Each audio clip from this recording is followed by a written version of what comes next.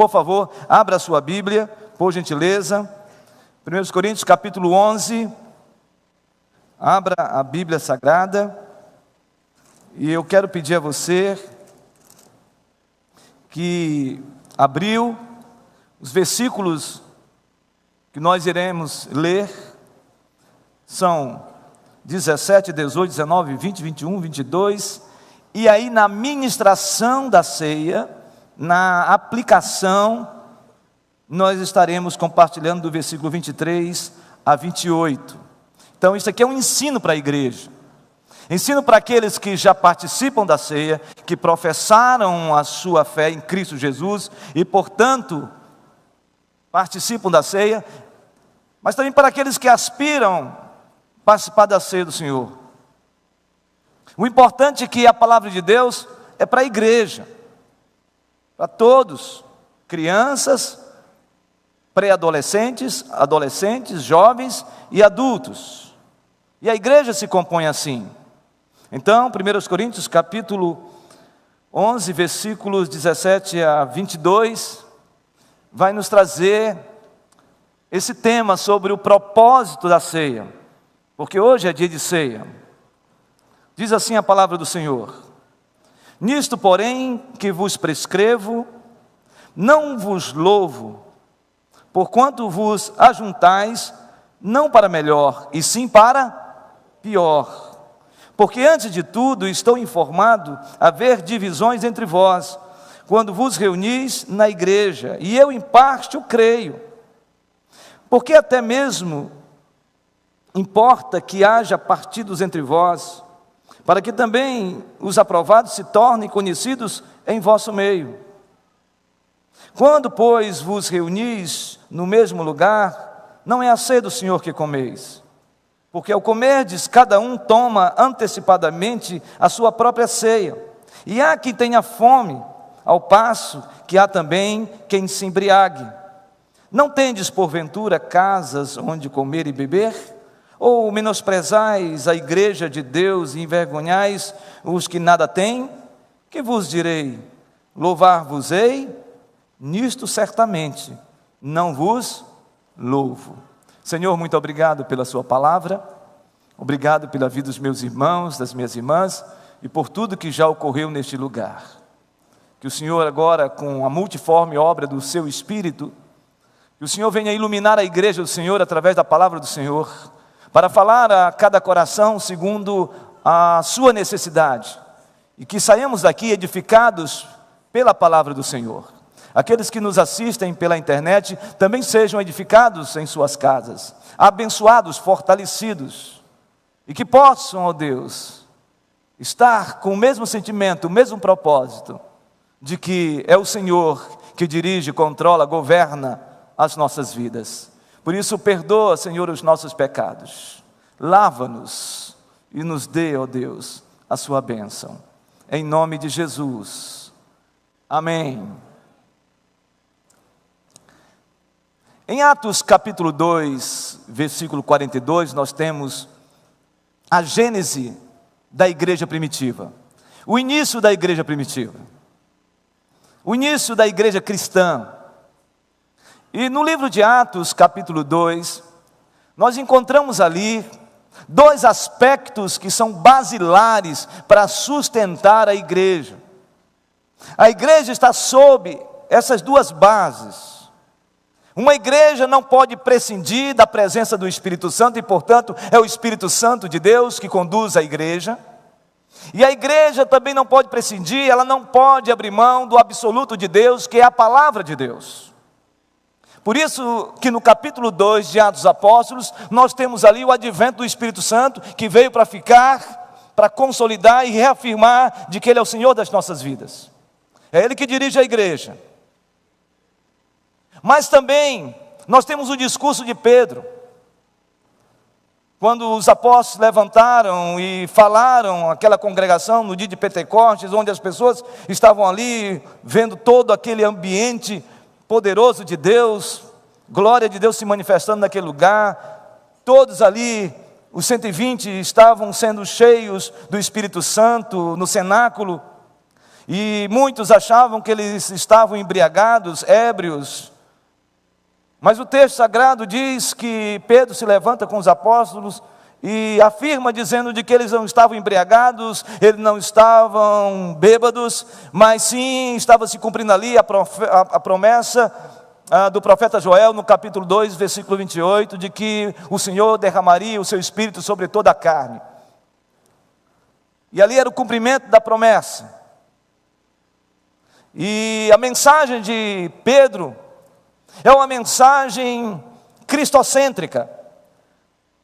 É uma mensagem poderosa, a ponto de relatar ali pelo menos 5 aspectos que fazem parte da vida da igreja, de que Cristo esteve no nosso meio. Então Pedro prega sobre a vida de Cristo. Pedro prega sobre a morte de Jesus. Ele fala sobre a ressurreição de Jesus. Ele fala sobre a ascensão de Jesus. E ele fala sobre a exaltação de Jesus. E todos são impactados por aquela palavra. E a expressão que nós encontramos no texto é de que aquele povo, aquelas pessoas que ouviram essa mensagem tão forte, tão intensa, com toda intencionalidade, só uma expressão eles poderiam falar, e eles interpelaram: o que faremos, irmãos, diante desta palavra? E diz as Escrituras que Pedro diz que todos deveriam se arrepender e se converter para que os seus pecados fossem cancelados.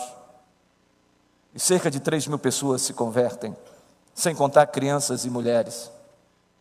Aí então surge o que nós temos aí, o início da igreja. E em Atos capítulo 2, versículo 42, vai falar exatamente sobre esta criação, esta origem, essa gênese, esse início, esse começo da igreja. E a expressão que nós encontramos no texto de Atos capítulo 2, versículo 42 é: e eles perseveravam na doutrina dos apóstolos, na comunhão, no partir do pão e nas orações.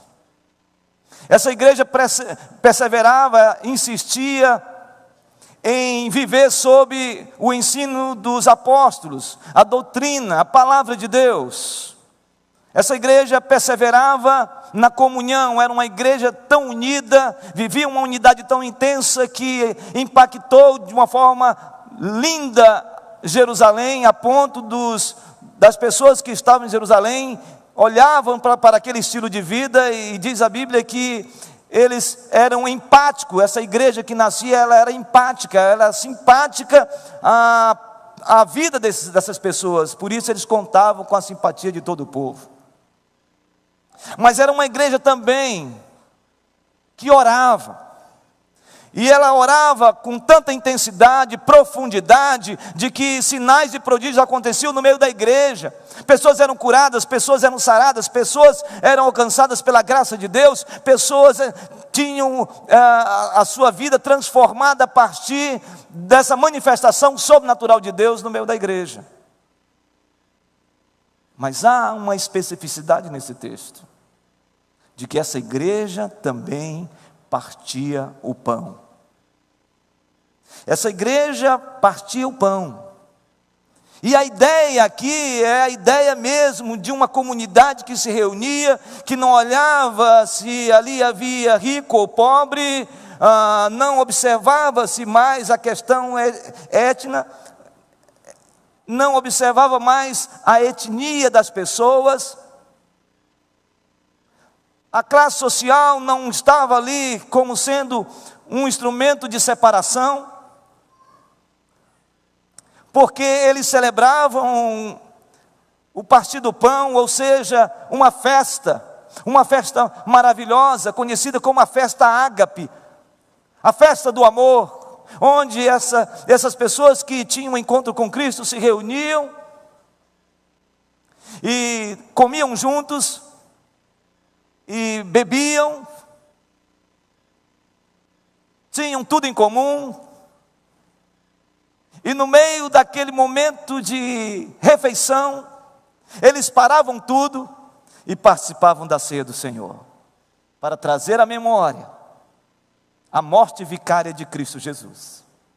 a morte de Cristo na cruz do Calvário.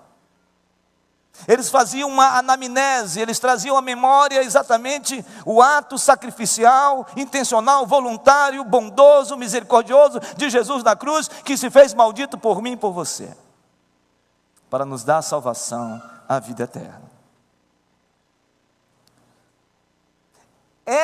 Este estilo de vida, esta celebração ágape, esta festa do amor, eles também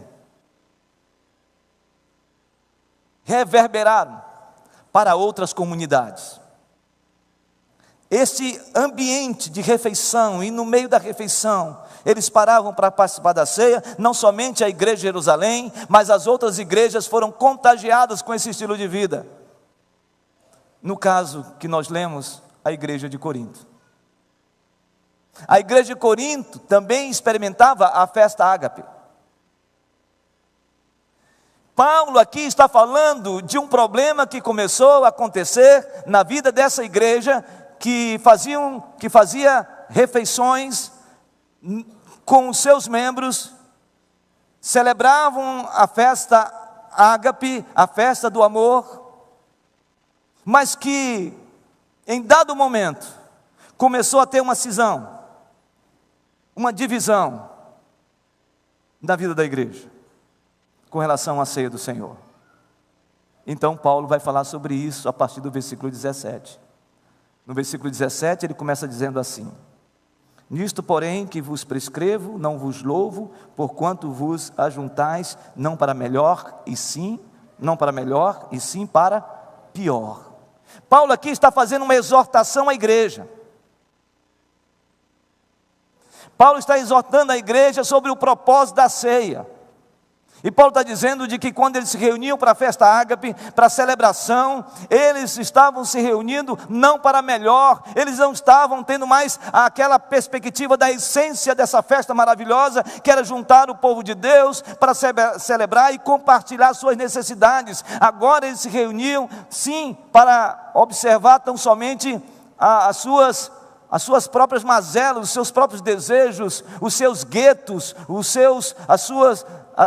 as suas comunidades, as suas panelinhas, e já não havia mais essa comunhão. Ele diz: vocês estão se reunindo agora não mais para melhor, mas vocês estão se reunindo para pior. E ele então vai falar sobre 3 aspectos, 3 pontos que eu reputo ser fundamental, onde Paulo está exortando a igreja.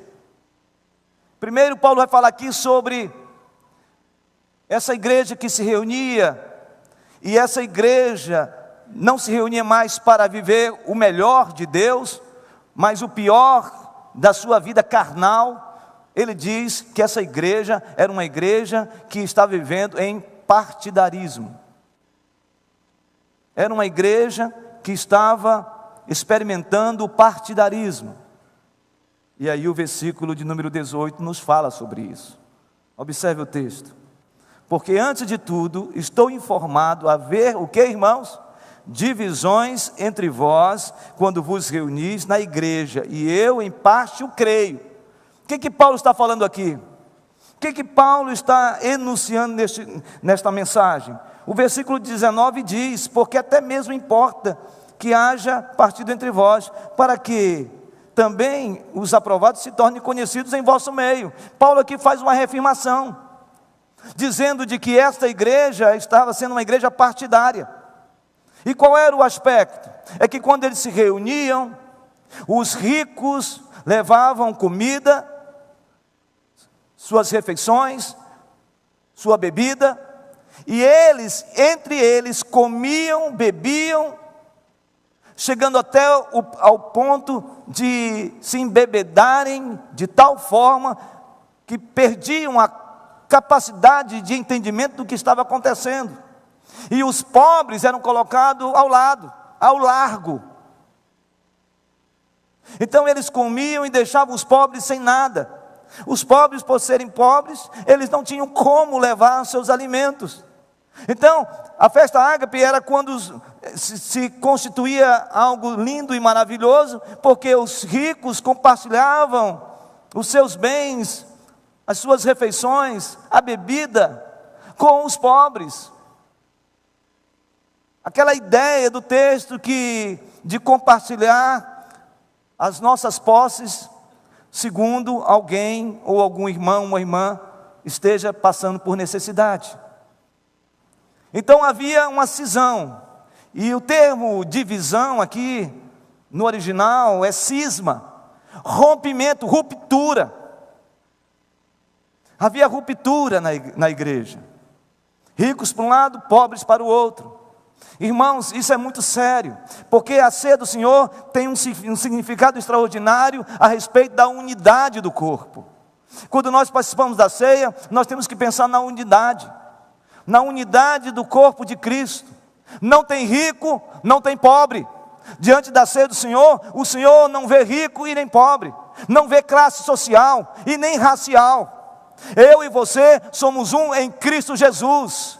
Todos nós aqui estamos diante da mesa, estamos diante do Senhor, estamos diante daquele que reina sobre nossas vidas. Então Ele está dizendo: cuidado, não rompam, não sejam partidários, não dividam, porque quem traz e dá a unidade na igreja é o Senhor Jesus Cristo. Eu e você estamos sendo chamados não para fazer unidade, não para criar unidade. Quem cria e quem elabora, quem fomenta a unidade da igreja é Jesus. Eu e você fomos chamados para preservar essa unidade. Por isso, não pode haver partidarismo no nosso meio. Não pode haver acepção de pessoas. Não pode haver no nosso meio pessoas que, de alguma maneira, criam barreiras intransponíveis através de relacionamento. Tem pessoas que têm uma enorme dificuldade de se relacionar por causa da cor da pele das pessoas. Tem pessoas que têm uma enorme dificuldade de se relacionar porque alguém não é da sua própria etnia. Tem pessoas que não se relacionam simplesmente por causa do seu poder econômico. Tem pessoas que não conseguem se relacionar por causa tão somente da sua posição social. Irmãos queridos, só tem sentido nós participarmos da ceia quando nós, como igreja, abominarmos, temos ojeriza, temos um sentimento de repúdio a todo tipo de divisão e acepção no nosso meio. A igreja foi feita para ser a igreja de Cristo Jesus. Nós somos o corpo de Cristo e o Cristo é o e a cabeça. Segundo aspecto desse texto que me chama a atenção: vos ajuntais não para melhor, e sim para pior, por causa do partidarismo, mas também por causa do ritualismo. Observe o versículo de número 20 e 21. Quando, pois, vos reunis no mesmo lugar, não é a ceia do Senhor que comeis, porque ao comerdes, cada um toma antecipadamente a sua própria ceia, e há quem tenha fome, ao passo que há também quem se embriague. Me parece, irmãos, que essa igreja estava mais preocupada com o ritualismo, com o cerimonialismo, do que com a essência do significado da ceia. Me parece que essa igreja estava tão acostumada a se reunir, cada um para o seu lado, e depois, em algum momento, paravam para tomar a ceia, uns já totalmente embriagados, e faziam isso simplesmente por causa de algo tão mecânico, já tão natural, que eles se acostumaram com o sagrado. Irmãos queridos, há pessoas que talvez precisam rever a sua compreensão de o porquê que nós nos reunimos neste lugar.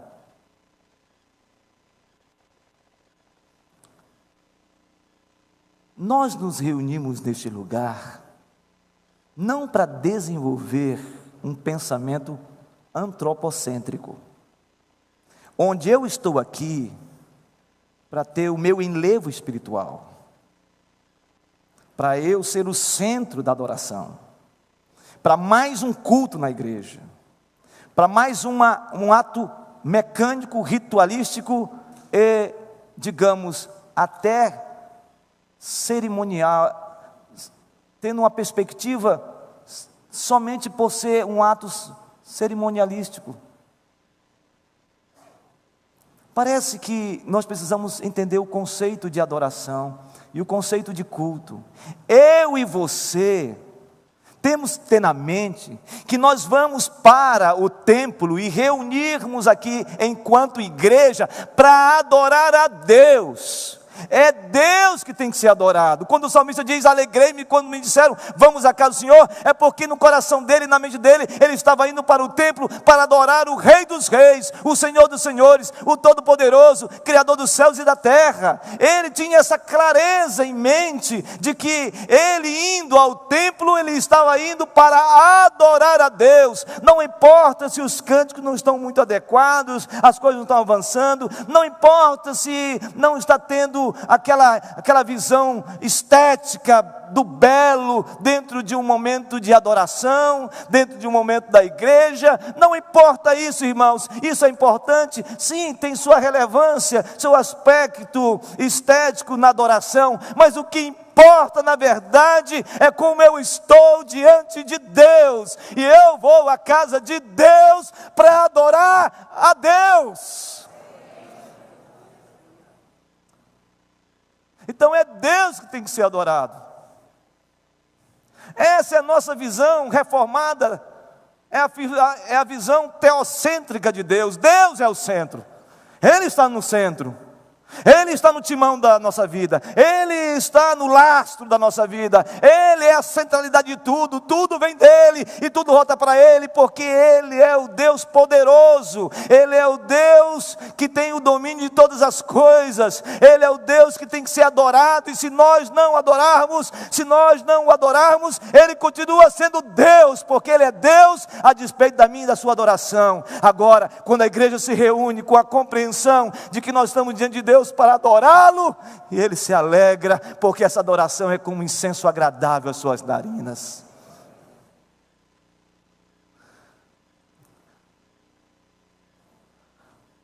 Dr. Warren Wiersbe, ele define o significado da ceia quando nós falamos sobre ritualismo. Se você quer pulverizar esse conceito, Dr. Warren Wiersbe, ele diz algo muito importante sobre o significado da ceia. Ele diz o seguinte, de que quando nós estamos participando da ceia, nós precisamos sempre estar olhando para trás. Ou seja, todas as vezes que eu e você participamos e estamos aqui, é porque nós temos que lembrar da morte de Cristo. Ele morreu por mim e por você. A cruz de Cristo tem que ser o centro da ceia. Então Cristo morreu por mim e por você, Ele se fez maldito por mim e por você, Ele se fez anátema, maldição, sabe para quê? Para impedir que a ira de Deus, implacável, inexorável, pudesse vir sobre nós. Então, quando Cristo morre na cruz do Calvário, Ele aplaca a ira de Deus, aquela maldição é lançada sobre Ele, e portanto, eu e você não seremos e não somos mais malditos, porque Cristo se fez maldito por mim e por você, e portanto, agora eu e você não estamos mais com a sina do pecado da morte, agora nós temos vida eterna em Cristo Jesus. Nós precisamos olhar não somente para trás, diz o Dr. Warren Wiersbe, mas nós temos que olhar para a frente, para a volta de Jesus. Para a volta de Jesus. se a igreja não tiver na centralidade do seu discurso doutrinário, bíblico, que a parousia de Cristo é fundamental, alguma coisa está errada na igreja. A segunda volta de Cristo é iminente. Cristo vai voltar, Ele vai voltar no seu cavalo branco, seu cabelo de fogo, um manto, um linho finíssimo sobre Ele, e aí no peitoral dele, nas estolas desse Deus maravilhoso, nós teremos aquela mensagem linda: Ele é o Senhor dos senhores, e na sua coxa tem Senhor dos senhores, Rei dos reis. É esse Deus que vai voltar para redimir a sua igreja, e nós estamos aqui participando da ceia, lembrando disso. Cristo vai voltar, Ele vai voltar. Essa é a esperança da igreja. A história, ela não é cíclica, a história tem um final, ela é linear, e o final dessa história, o diabo, as forças do mal não tem a palavra final. A palavra final é do Senhor Jesus Cristo, e a palavra dele é que nós seremos redimidos diante do Cordeiro, e nós estaremos celebrando a esse Deus maravilhoso. A Ele a honra, a glória, o louvor, o domínio pelos séculos dos séculos. Amém. Nós precisamos olhar para o lado, diz o Dr. Warren Wiersbe, quando nós participamos da ceia. Olhar para o lado significa considerar o nosso irmão. Tem gente que quando está participando da ceia, começa assim, procurando ver quem está participando da ceia e quem não está. E aí começa a dizer assim: não está, pecado, coitado. Olha para o lado e diz: meu irmão, como você está? Talvez alguém entrou aqui hoje com aflição na alma, com angústia, com seus assombros, e a gente precisa olhar com graça. Sabe, irmãos, todos nós passamos por lutas e dificuldades, todos nós enfrentamos nossas enfermidades, e está faltando muita graça no nosso meio, muita graça. E o Dr. Warren Wiersbe, ele encerra dizendo que nós temos que olhar para dentro de nós. É o que o texto diz: examine-se, pois, o homem a si mesmo, e coma e beba. É interessante isso, porque me parece que a gente às vezes subestima o conceito de pecado. Me parece que quando a gente fala de pecado diante da ceia é o seguinte: pecado é roubar, matar, adulterar, e aí para. Então, quando alguém está assim, com alguma luta interna,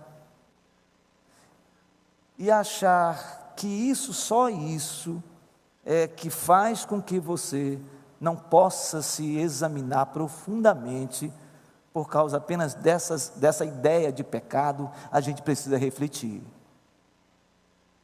Porque é muito superficial quando a gente pensa no conceito de pecado, somente quando a gente vê esses pecados graves. Na nossa ótica, na nossa forma de ver. A palavra pecado vem do original grego, no Novo Testamento, chama-se hamartia, que significa errar o alvo. Agora eu quero que você pense comigo aqui algumas ideias de pecado. Será que também pecado não seria quando eu vivo obcecado, indo para a academia, nos templos hoje, conhecidos como os templos do culto ao corpo, e eu olho naquele espelho grande, e aí eu faço assim, meu Deus, está faltando queimar esse lado aqui. Aquela coisa obsessiva, sabe? Tem que olhar no espelho, meu Deus, tem um pé de galinha aqui.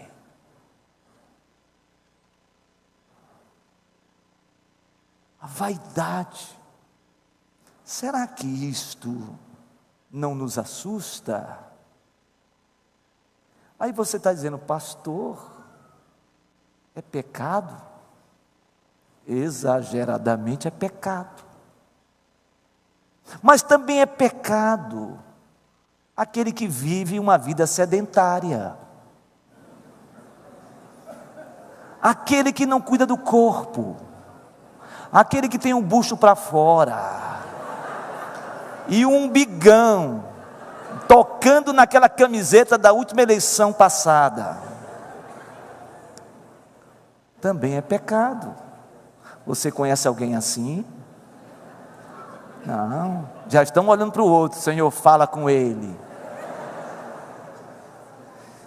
Será que não seria pecado a gente viver apaixonadamente por futebol e a gente começa a falar assim: Mengão, Mengão, Mengão, Vascão, Vascão, Vascão, e ainda tem um canto que nós cantamos hoje: Tu és fiel, Senhor.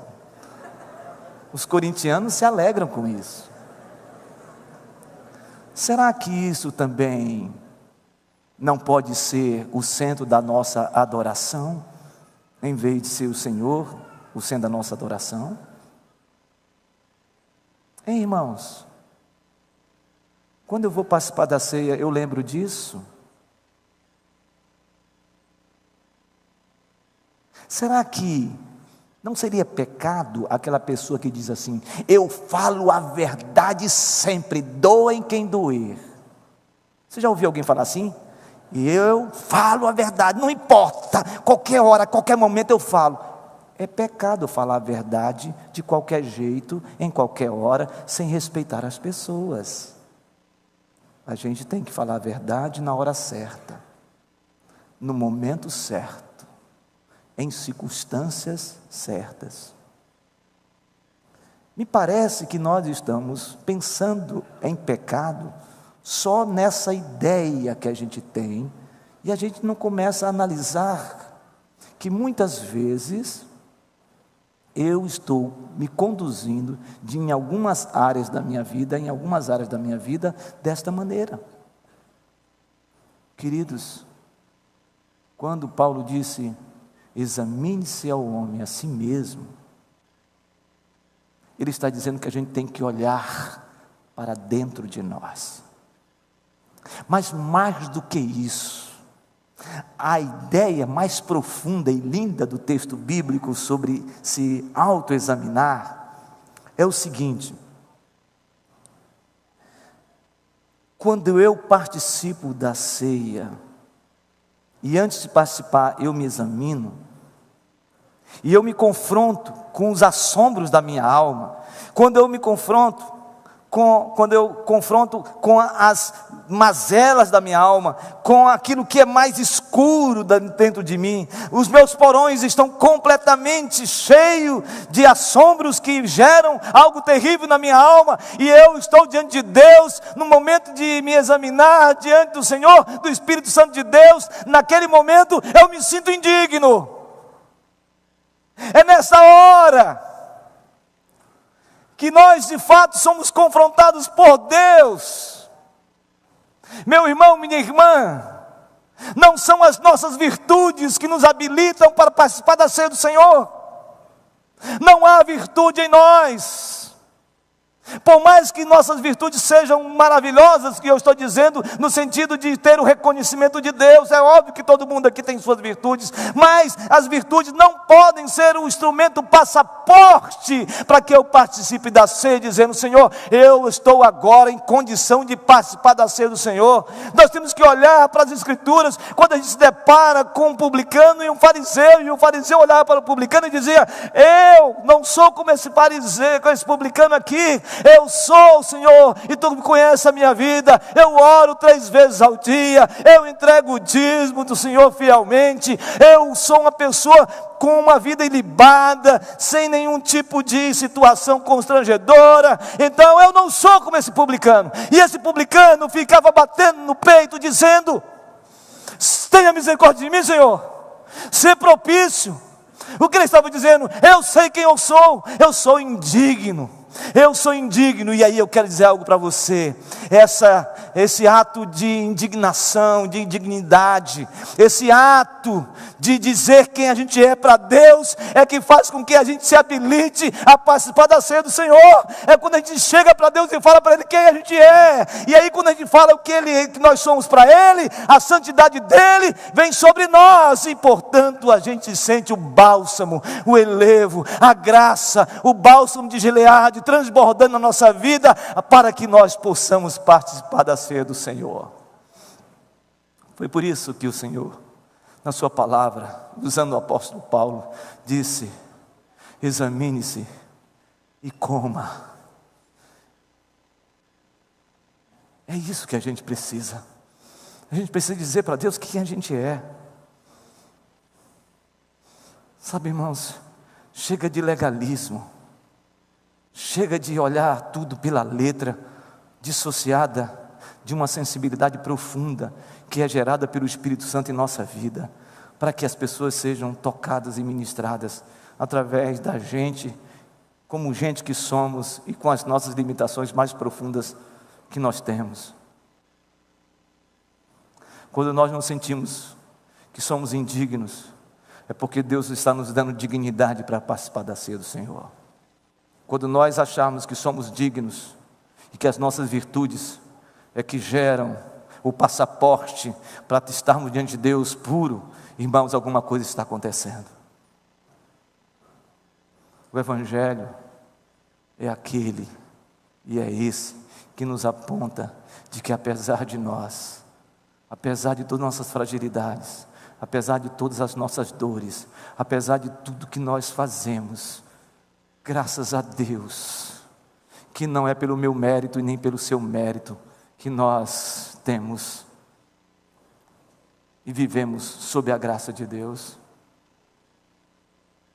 É por causa da bondade de Deus que nós vivemos, é por causa da graça de Deus, não por causa das nossas qualidades, mas por causa da bondade do Senhor. Pela graça sois salvos mediante a fé. Isso não vem de vós, é dom de Deus, não de obras para que ninguém se glorie. Meus irmãos queridos, amados do meu coração, nós vamos participar da ceia do Senhor. E o significado da ceia do Senhor só tem significado quando Cristo está no centro de toda a nossa adoração. Quando você for participar, se examine, coloque para Deus as suas lutas, não só os grandes pecados, mas aqueles que passam despercebidos ao nosso conceito, e a gente possa ser mais profundo no exame, dizendo: Senhor, eu sei que eu tenho mentido, eu sei que eu tenho enganado, eu sei que eu tenho gerado alguma coisa muito difícil. Senhor, eu não consigo me libertar desse pecado, eu não consigo me libertar nesta área. Senhor, me perdoa, me purifica, me lava. E nesse momento, sinceramente, você fazendo, Ele vem sobre a minha vida e sua vida e derrama